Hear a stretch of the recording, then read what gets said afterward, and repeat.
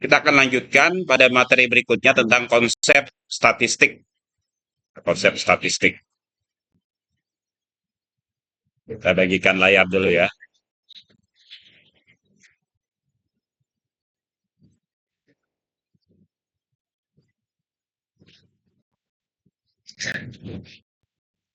Konsep statistik.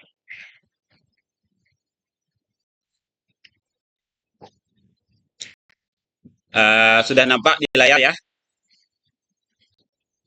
Sudah, Pak. Pak. Oke. Kada kelihatan, Pak. Hah?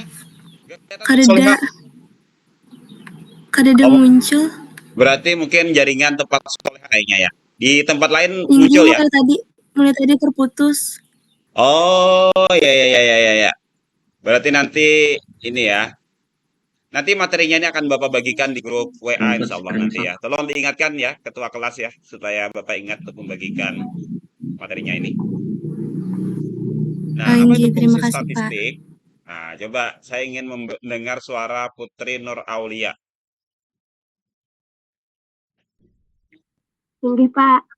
Ya, dibacakan Putri Nur Aulia. Statistik Tinggi, Pak. berfungsi. Fungsi statistik. Statistik dapat berfungsi sebagai satu, bank data untuk menyediakan data untuk diolah dan diinterpretasikan agar dapat digunakan untuk menerangkan keadaan yang perlu diketahui atau diungkap. Kedua, alat quality control atau membantu standarisasi dan sekaligus sebagai alat pengawasan. Ketiga, alat analisis merupakan suatu metode penganalisaan data. Oke, baik ya. Jadi statistik itu fungsinya pertama sebagai sumber data ya. Mungkin atau bank data ini kumpulan data ya yang menyediakan data. Jadi kalau misalnya kepala sekolah ingin memberikan beasiswa misalnya lah, maka itu sangat diperlukan ya tentang data mahasiswa yang data siswa atau murid yang kurang mampu gitu. Nah, ya, jadi data ini menjadikan data yang diolah dan diperlakukan agar digunakan untuk menerangkan keadaan yang perlu diketahui atau diungkap. Tadi ya tentang data yang keracunan MBG. Nah, itu kan perlu untuk diketahui ya supaya bisa mengungkap data sehingga bisa nanti mengambil sebuah keputusan ya seperti itu ya. Apanya Apkari yang tidak Apkari? Data keracunan ya Apkari ya yang nggak ada ya. Ini nggak ada, Pak. Oh ya aman ya. Aman, ada Apkari keracunan. di mana tempat tinggalnya Apkari? Di Sungaraya, Pak, di Kandangan. Sungaraya di Oh di Demanggala, Sungaraya. kepada Serantau Oke. Kandangan. Aman ya Sungaraya aman ya. Iya, aman. Saya sudah lama tidak lewat Sungai Raya karena saya biasanya lewatnya lewat belakang ya. Jadi saya lewat itu Balimau, kemudian Kalumpang, Simpur ya. Sehingga sudah lama saya tidak lewat Sungai Raya. Aman ya Sungai Raya ya? Aman, Pak. Aman terkendali alhamdulillah. Oke, bisa juga misalkan data kecelakaan misalnya. Nah, maka itu kan supaya bisa diambil tindakan gitu. Oh, kalau misalkan sering terjadi kecelakaan, maka bisa diolah dan integrasikan data putusan nanti kecelakaan ini kenapa mungkin apakah jalannya kah yang apa yang licin atau seperti apa ya seperti itu ya itu fungsi yang pertama sebagai bank data. Fungsi yang kedua sebagai alat quality control untuk pengawasan ya standarisasi dan juga pengawasan. Jadi data itu ya misalkan ada data hasil belajar siswa. Nah, jadi dilihat nanti apakah nilainya sudah standar semua, apakah sudah memenuhi KKM ibaratnya begitu atau belum, itu kan berdasarkan data statistik. Nah, gitu ya, untuk kontrol. Oke. Atau ada data KHS ya, atau data nilai mahasiswa. Nah, diketahui nanti ada nggak yang nggak lulus kuliah misalnya ya, seperti itu. Baik. Kemudian yang ketiga sebagai alat analisis. Jadi untuk menganalisis data. Nah, jadi misalnya ketika dicobakan sebuah kurikulum, nanti dapat data ya, data dari hasil penerapan kurikulum, ada data yang diperoleh, data hasil belajar, data macam-macam ya. Nah, itu bisa diberi analisis ya. Apakah ini berpengaruh, tidak berpengaruh, dan segala macam. Oke, itu fungsi statistik.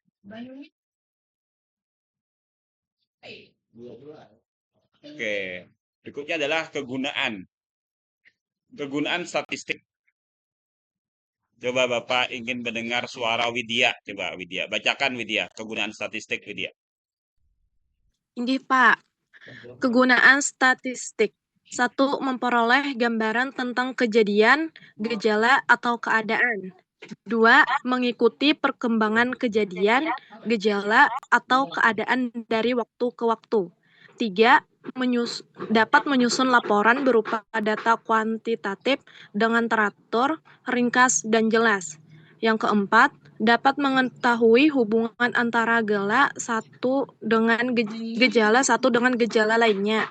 Yang Oke. kelima, dapat meramalkan hal-hal yang akan terjadi di masa mendatang. Jadi Terima hampir kasih. mirip ya sebenarnya fungsi dan kegunaan itu sebenarnya hampir mirip. Nah, kegunaannya lebih praktis gitu. Jadi statistik itu memperoleh gambaran.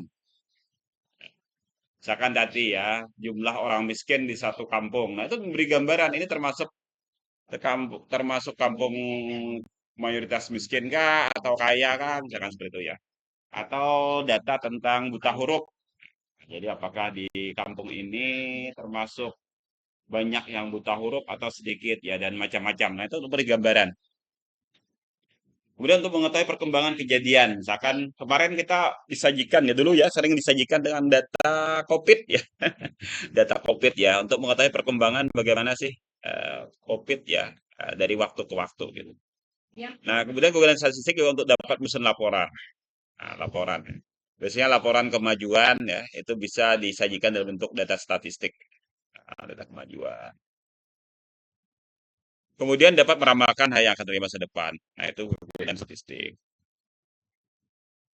Nah, kegiatan statistika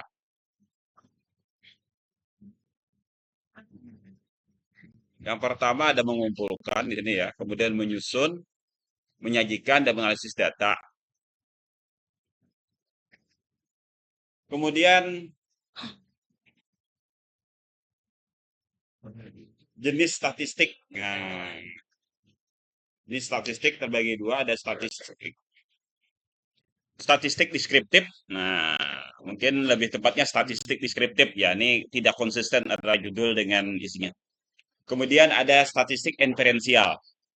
Jadi ada statistik deskriptif dan statistik inferensial. Oke, tadi Widya, lalu Bapak ingin mendengar suara Anissa Muslimah. Nah, coba bisa nggak dibacakan apa itu di statistik deskriptif, apa itu statistik inferensial? Silahkan.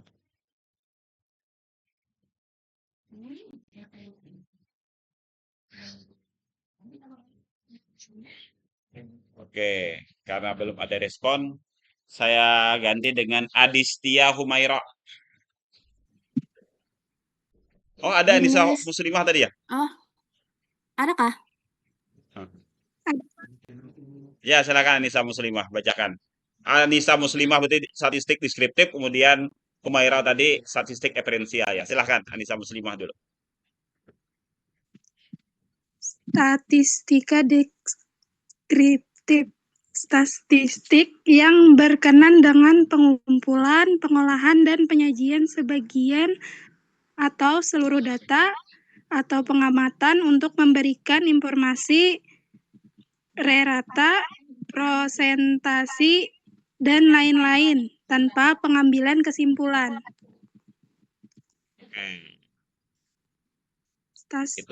Lanjut. Oke, karena sudah tersebut nama Humaira siapa tadi? Apa Humaira tadi? Silakan yang sebelahnya Humaira. Statistika inferensi. Setelah data dikumpulkan, dilakukan analisis data, dilakukan interpretasi, serta pengambilan kesimpulan. Statistika inferensi akan menghasilkan generalisasi hasil penelitian jika sampel representatif. Oke, jadi ada istilah statistik deskriptif ya. Artinya dia hanya memberikan gambaran secara umum tanpa pengambilan keputusan. Dia memberikan gambaran seperti itu ya. Fakta yang ada di lapangan seperti apa. Nah, itu disajikan. Itu namanya statistik deskriptif. Sementara statistik inferensi atau ada diolah. Nah, jadi sudah dikumpulkan, diolah, dianalisis, sampai kemudian nanti pengambilan kesimpulan. Jadi sampai ke kesimpulan. Itu statistika inferensial. Dan lebih bersifat generalisasi. Nah, generalisasi itu berlaku umum ya. Jika sampelnya representatif, jika sampelnya itu sesuai gitu, seperti itu ya. Nah, jadi tadi dari jenisnya statistik ada dua. Nah, ini dari jenis ya. Ada statistik deskriptif, ada statistika deskriptif, ada statistika induktif. Nah, statistika deskriptif itu penyajian data, ukuran kepusatan, ukuran penyebaran, angka indeks, deret berkala, dan ramalan. Nah, nanti untuk detail penjelasan ini kita akan bahas nanti lebih lanjut di pertemuan-pertemuan lebih lanjut nanti ya. Ini kita baru pengantar awal. Kemudian statistik induktif itu ada probabilitas dan teori keputusan. Kemudian ada metode sampling, teori pendugaan, pengujian hipotesa, regresi dan korelasi, serta statistika non-parametrik. Ini termasuk statistika induktif. Ya, jadi probabilitas itu tentang peluang ya seperti itu ya. Nah, ini jenis statistik. Kemudian hubungan statistika dengan metode ilmiah. Nah, metode ilmiah adalah cara untuk mencari kebenaran dengan risiko keliru paling kecil. Nah, ini dengan metode ilmiah. Berikut langkah-langkah metode ilmiah. Yang pertama, merumuskan masalah. Yang kedua, melakukan kajian pustaka atau studi literatur. Kemudian yang ketiga, membuat dugaan-dugaan, pertanyaan atau hipotesis. Nah, ini namanya langkah ilmiah. Di mana peran statistika? Peran statistika adalah mengumpulkan dan mengolah data, menguji hipotesis, dan menjawab pertanyaan. Apa itu hipotesis? Hipotesis itu adalah kesimpulan awal atau sementara berdasarkan teori. Itu namanya hipotesis. Yang mana hipotesis ini atau dugaan sementara ini perlu diuji nanti kebenarannya. Nah,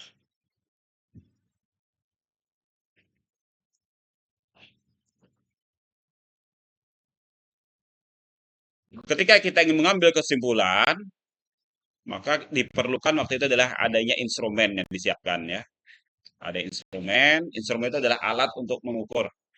Misalnya kita ingin mengetahui hasil belajar, maka instrumennya apa? Instrumennya adalah dengan tes, misalkan begitu.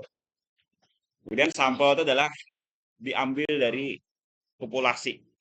Yang mewakili populasi itu sampel. Sifat data, variabel, dan metode analisis. Nah, langkah-langkah uji statistik. Nah, ini ya. Mungkin nanti mulai daripada koleksi dan recording data. Artinya diawali dengan kita mengumpulkan data nih ya. Jadi di sini diawali adalah mengumpulkan data. Kemudian data tadi setelah dikumpulkan, ini kan mengumpulkan data dulu di dalam statistik ya. Setelah dikumpulkan, lalu dicatat, direkod atau disimpan ya, dan dipresentasikan data. Nah, kemudian disajikan itu bisa dalam bentuk tabel atau diagram. Kemudian dari tabel dan diagram itu dianalisis. Nah, dianalisis. Ketika melakukan analisis, itu bisa dilakukan uji statistika namanya. Setelah dianalisis dan dilakukan uji statistika, dan diinterpretasikan hasilnya seperti apa. Lalu sudah selesai diinterpretasikan, lalu kemudian dipublikasikan atau disampaikan. Nah, itu langkah-langkah. Nah, kita lanjutkan berikutnya tentang data. Nah, diawali dengan pengertian data. Oke, sekarang Bapak minta bantuan lagi ya. Linda Wahyu Krismaya. Ya, Pak. Coba dibacakan pengertian data itu. Pengertian data. Data adalah bentuk jamak dari datum. Data merupakan kumpulan fakta atau angka atau segala sesuatu yang dapat dipercaya kebenarannya sehingga dapat digunakan sebagai dasar menarik suatu kesimpulan. Tidak semua angka dapat disebut data statistik. Angka dapat disebut data statistik apabila dapat menunjukkan suatu ciri dari suatu penelitian yang bersifat agregatif, serta mencerminkan suatu kegiatan lapangan tertentu. Agregatif A. Mengenai satu individu, namun penelitian dilakukan berulang kali. B. Dilakukan satu kali, namun yang diteliti lebih dari satu individu. Sudah, Pak. Oke, baik. Terima kasih ya. Terima kasih, Linda. Ya, Pak. Jadi data itu sebenarnya bentuk jamak dari datum. Tapi kita sudah jarang ya menggunakan istilah datum. Pasti kita biasanya data. Jadi data itu sebenarnya merupakan kumpulan fakta atau angka atau segala sesuatu yang dapat dipercaya kebenarannya sehingga dapat digunakan sebagai dasar menarik suatu kesimpulan. Nah, misalnya saya ini sedang mengumpulkan data. Saya kemarin mengumpulkan data ya. Data apa? Data NPM. Nah, ya. Betul kan ya, di grup kemarin saya minta menuliskan NPM data. Nah, sehingga data itu terkumpul. Setelah data itu terkumpul, maka data itu bisa saya gunakan untuk mengecek ya, mengecek kebenaran data itu dengan saya mengecek kehadiran tadi, sehingga saya bisa menarik sebuah kesimpulan. Apa kesimpulan saya? Oh, seluruh mahasiswa kelas 08 yang memprogram statistika pendidikan hadir. Nah, ya kan seperti itu ya. Kenapa saya bisa membuat suatu kesimpulan seperti itu? Nah, karena tadi kita sudah ngecek ya datanya ya. Ketika saya panggil tadi, alhamdulillah semua hadir. Namun dikatakan tidak semua angka dapat disebut statistik. Angka dapat disebut data statistik apabila dapat menunjukkan satu ciri dari suatu penelitian yang bersifat agregatif serta menciptakan satu kejadian lapangan tertentu. Nah, ya tadi ya. Jadi misalkan data mahasiswa yang hadir, misalnya begitu ya. Agregatif itu apa maksudnya? Agregatif itu adalah mengenai satu individu namun penelitian dilakukan secara berulang-ulang. Nah, bisa saja penelitiannya terhadap satu orang, tetapi kemudian dibuat perlakuan-perlakuan sehingga misalkan ketika belum dilakukan perlakuan begini keadaannya. Setelah dilakukan perlakuan sekali begini keadaannya, setelah 2 kali begini keadaannya, begitu ya. Atau agregatif itu bisa juga dilakukan satu kali namun diteliti lebih dari satu individu. Nah, misalkan di kelas, misalkan di tes. Ya. Itu bisa agregatif seperti itu. Nah, jenis data. Data itu ada data kualitatif, ada data kuantitatif. Kualitatif itu non angka namanya ya. Jadi data kualitatif itu non angka. Biasanya apa? Jenis kelamin, warna kelayangan, asal suku. Nah, jadi data jenis kelamin itu adalah data kualitatif. Tidak ada kan di sini yang jenis kelaminnya 1, misalkan 2, atau 3 jenis kelaminnya. Kalau banyak jenis kelamin 1 saja ya. Oke. Sini nggak ada kan Antara ya di kelas ini ya. Siapa aman ya lo ketua? Rip, Dede aman ya lo Rip? Pai. Data aman, Pak. Aman aja ya. Tidak ada yang jenis kelaminnya 2 nggak ada kan Aman. Rip ya? Nggak tahu, Pak. Karena tahu. Oke. Nah, ini data kualitatif ya, warna kesayangan atau warna kesukaan. Maka itu kan bukan angka ya, tetapi dalam bentuk naratif ya, misalnya hijau, merah, kuning, kelabu, dan lain-lain. Itu data kualitatif namanya. Tapi ada data kuantitatif. Data kuantitatif itu terbagi 2, ada data diskrit, ada data kontinu. Kalau diskrit itu eh datanya itu persatuan ya, biasanya seperti itu, persatuan. Misalnya jumlah mobil. Ya. Jumlah mobil itu datanya data diskrit. Kenapa? Karena tidak ada mobil itu, berapa kamu punya mobil misalnya? 1,5 katanya. Ada nggak di sini yang punya mobil 1,5 misalnya? Berapa kamu punya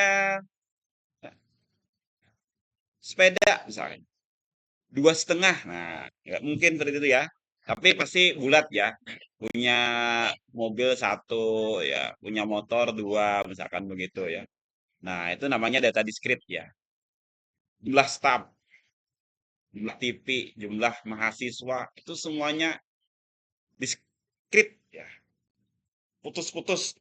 Kalau digambarkan di tabel tuh putus-putus. Diskrit tuh putus-putus ya. Sementara ada istilah data kontinu. Nah, kontinu tuh artinya rapat ya, terus-menerus. Berat badan. Nah, coba berat badan. Coba kalau timbangannya itu detail ya, maka komanya itu bisa panjang. Berapa berat badanmu?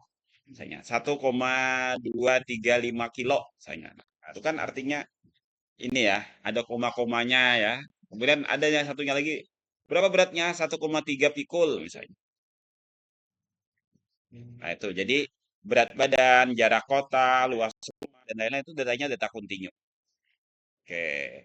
Bisa dipahami membedakan antara data kontinu dan data diskrit ini? Gimana? Si Bisa. Erli, gimana Erli? Bisa dipahami Erli ya? Bisa Pak, paham. Oke, mantap. Oke.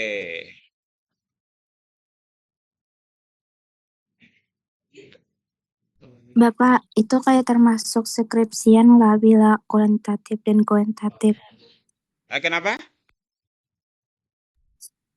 Kayak masuk kayak sama lah Pak, skripsian kayak kuantitatif dan kuantitatif. Oh, skripsi ya? Nggih, Pak. Ulun Oh, ada yang sudah mengambil mata kuliah skripsi kah? belum Pak, ulun betakun benar aja. Oh ya, ini terkait dengan masalah data-data nanti penelitian ya. Jadi dalam data penelitian, penelitian itu bisa dituliskan ya di skripsi, biasanya produknya bisa berupa skripsi. Itu memang akan berbicara tentang data ya. Jadi data itu nanti ada data kualitatif, ada data kuantitatif ya. Contoh data kuantitatif ketika ketika apa? Ketika menyusun skripsi itu misalkan hasil belajar. Nah, itu data kuantitatif itu ya, hasil belajar ya misalkan seperti itu. Tapi kalau data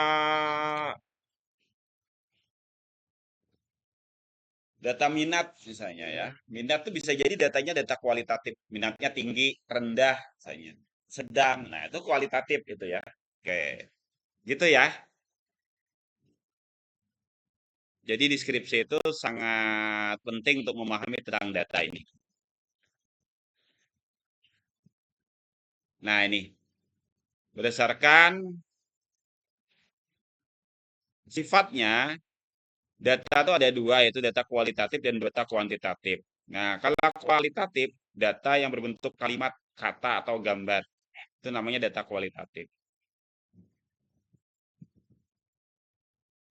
Sementara data kuantitatif itu adalah data yang berupa angka. Begitu ya. Oke. Sekarang Bapak minta bacakan kepada Fitia Nanda Ramziah. Dipanggil siapa? Fitia. Nanda Pak. Oh, Nanda. Oke, coba Nanda bacakan jenis data Pak, kuantitatif.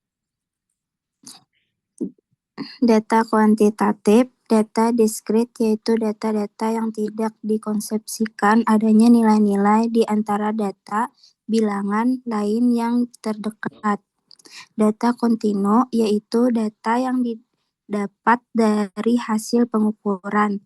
Data hasil pengukuran diperoleh dari tes, questionnaire atau alat ukur lain yang sudah standar, misalnya timbangan panjang atau data fisiologis yang lain.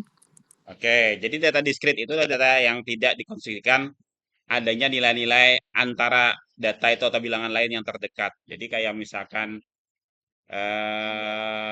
jumlah siswa tadi ya, tidak ada jumlah siswa itu berapa jumlah siswa di sekolahmu? Oh, 1,5 siswa misalkan. Gimana 1,5 siswa itu? Nggak ada ya. Nah, maka itu data discrete itu ya.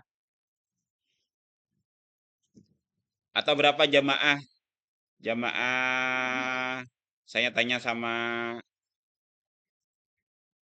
selain Arif dan Afkari ada laki-laki lain nggak di sini? Dua aja kah? Ada Pian, Pak. Hah? Oh, lampian. Bujur lah, Bapak lalakian juga bujur. Selain Bapak, Afkari dan dan Arif ada nggak yang lain lagi? Tidak ada, Pak. Oh, tidak ada. Memang cuma dua ya. Afkari ini apa? Kelas 31 atau kelas 26? Kelas 31 atau kelas 26, Afkari? 31, Pak. 31. Berarti di kelas. Berarti di kelas. Oh, ini tabulik suara di Oh, ini tempat tabulik Afkari. suara di tempat Afkari. Di mute Afkari. Di Suaranya suara Bapak tabulik Waalaikum. Oke, berarti yang kelas 26 perempuan semua ya Salma. Mana Salma tadi? Tinggi, Pak, perempuan semua. Waduh. Masya Allah. Oke. Nah, contoh data kontinu itu adalah data dari hasil pengukuran. Misalkan berat emas ya. Nah, berat emas itu kan bahkan lebih detail ya biasanya berat emas itu ya. Koma-komanya tuh banyak gitu kalau emas itu. Dihitung dengan detail biasanya.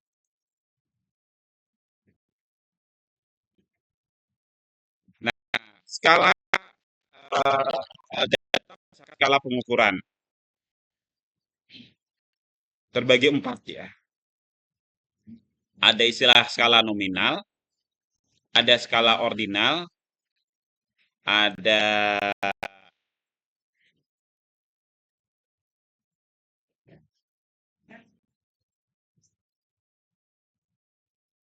Nah, skala nominal itu adalah angka yang diberikan hanya sebagai label saja.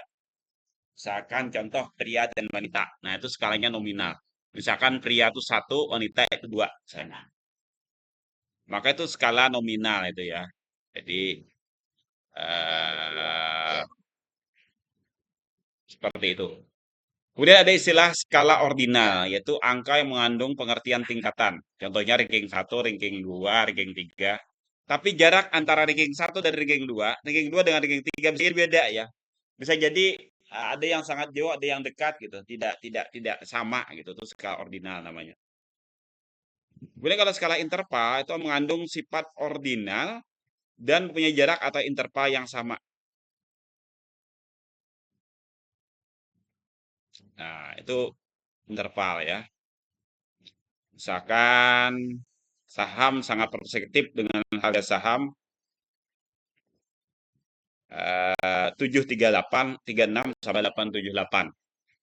Oke, kemudian ada skala rasio, yaitu angka mempunyai sifat nominal, ordinal, dan interval, serta mempunyai nilai absolut dari objek yang diukur. Ya, jadi ada istilah skala nominal, skala ordinal, skala interval, dan skala rasio. Jadi kalau misalkan warna itu nominal ya, bisa jadi nominal. Warna, kemudian jenis kelamin itu nominal karena dia dilabelkan dengan satu label saja. Baik, ini jenis data berdasarkan skala pengukuran. Kemudian berdasarkan skala tadi, nah ini tadi ya. Nah ini, jadi nominal penjelasannya ya. Nominal itu adalah data yang mengumpulkan objek atau peristiwa dalam berbentuk kategori. Itu data nominal. Kemudian ordinal, itulah data yang menunjukkan perbedaan tingkat subjek secara kuantitatif. Itu ordinal namanya. Kemudian ada data interval.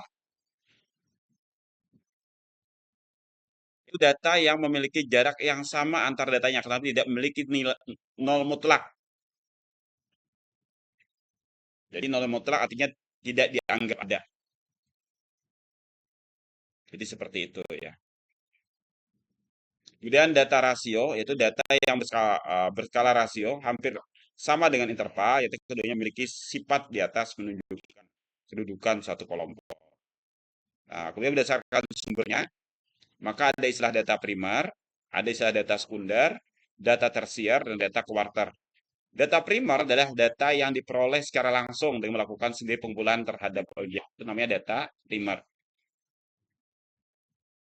Kemudian data sekunder adalah data yang diperoleh dari ulahan data primer. Nah, jadi kalau sumber utama itu data primer namanya. Kemudian ada data tersier, data yang diperoleh dari ulahan data sekunder. Dan ada data kuarter. Kita agak percepat saja ya. Kemudian berdasarkan bentuk angkanya, ada data tunggal dan ada data kelompok. Nah, ini data tunggal itu satu satuan. Kalau kelompok berarti pakai kelompok data. Nah, ini contohnya seperti ini. Kemudian berdasarkan waktu pengambilannya, ada data seketika. Artinya data statistik diberikan keadaan pada satu waktu saja. Misalkan pada semester gasal atau ganjil ya. Kemudian ada data urutan waktu, adalah data statistik memperlihatkan keadaan dari waktu ke waktu secara berurutan. Nah, kemudian pengolahan data ada parameter. Nah, ada istilah statistik parametrik, ada statistik non parametrik. Mungkin nanti ketika skripsi nanti akan juga mengenal istilah-istilah ini ya. Apa itu statistik parametrik? Statistik parametrik adalah berhubungan dengan inferensi statistik yang membahas parameter-parameter populasi. Jenis data interval atau rasio, distribusi data normal atau normal itu namanya parametrik. Nah, biasanya parametriknya lebih halus ya. Nah, ya, ada istilah rasio dan lain-lain. Kemudian ada istilah statistik non parametrik. Jadi interpretasi statistik membahas tentang jenis data nominal atau ordinal. Nah, jadi hanya sampai ordinal saja. Jadi nominal dan ordinal itu non parametrik. Sementara kalau parametrik itu semuanya ya sampai dengan rasio. Artinya datanya lebih detail yang parametrik daripada non parametrik. Lalu ada istilah lagi jumlah variabel. Ada unvariate. Unvariate namanya adalah pengukuran variabel untuk n sampel. Kemudian ada bivariate. Kemudian ada contohnya adalah korelasi. Kemudian ada multivariate. Nah, baik, itu tadi beberapa konsep atau kajian tentang statistik. Silakan kalau ada yang mau ditanyakan atau mau didiskusikan, Bapak tunggu.